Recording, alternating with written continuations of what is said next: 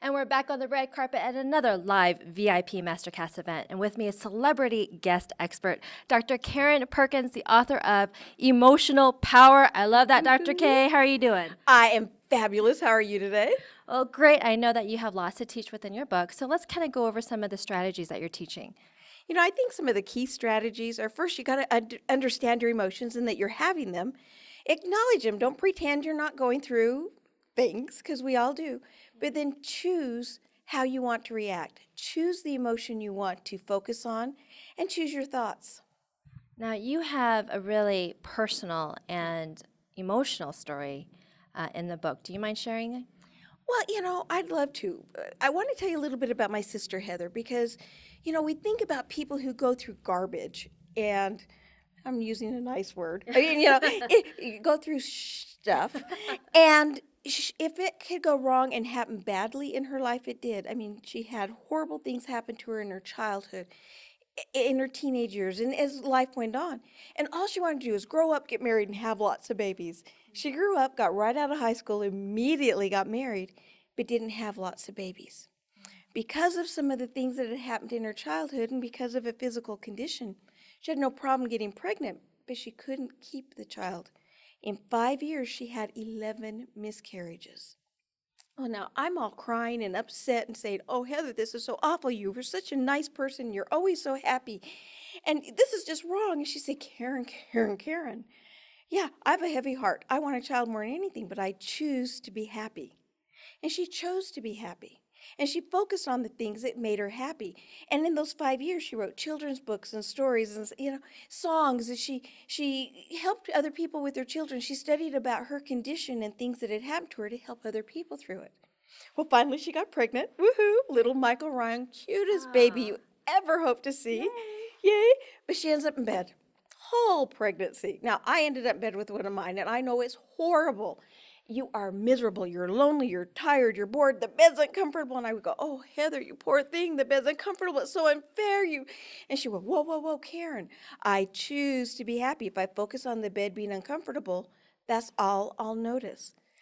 I choose to be happy." So she focused on writing children's songs and books, looking things up for other people, writing love letters for friends and family. So her time went fast, and everybody visited her because she wasn't miserable and ornery. Yeah, nobody visited me, go figure. And so finally she has Michael, but he's 1 month early to the due date. And because of her condition and because of the pregnancy and being early, he ends up in the hospital first 3 weeks. At this point, I lost it. I said, "It's so unfair. How can God punish you? How can the universe punish you? You've done everything you were asked. You've helped everybody else." And she went, "Karen, Karen, Karen. I choose to be happy. Being upset is not going to help Michael heal. In fact, he'll feel my anger. He'll feel my stress. He'll feel my frustration. It will prevent him from healing." So those 3 weeks, what does she do? She plays with Michael in the incubator. She goes to the children's ward and reads them books and stories. She goes to geriatrics and reads them books and stories. She writes love letters to her friends and family. She scrapbooks. She had Michael's first scrapbook done the day before he turned 1 month old. In fact, she had 3 of them, one for her, one for my mom, one for her mother-in-law. And she was on, yeah, can you go figure. My youngest is 30, and I've not yet started his. Something seriously wrong with that picture. So on his 1 month birthday, my parents were coming up to see him. Yeah. And she was going through the canyon up to visit my parents. She was going to go actually home with them. And she's got the scrapbook in hand, all excited to see Mom and Dad introduce him to little Michael. And as they're going up through the canyon, a gal decided to speed while passing on a blind curve. And it killed Heather and Michael instantly. Now, I tell you that not to shock you and not to upset you. But she had a very, very short life and lots of heavy hearts and heartache. She lived more happiness in that life than most people do in their entire long lives because she chose to focus on the things that made her happy, acknowledged the things that didn't, dealt with them. And she chose to focus on the thoughts that would put her in the place she needed to be. And through that focus, she has changed the rest of our lives that knew her. In fact, my love letter, I got it the next day. I will cherish that forever. Because had she been focused on what's wrong with me and what's going on, she would not have written those love letters to all of her friends and family who received them after somebody made a mistake. We have choices. We have bad things happen to us, every one of us, at work, at home, at the grocery store.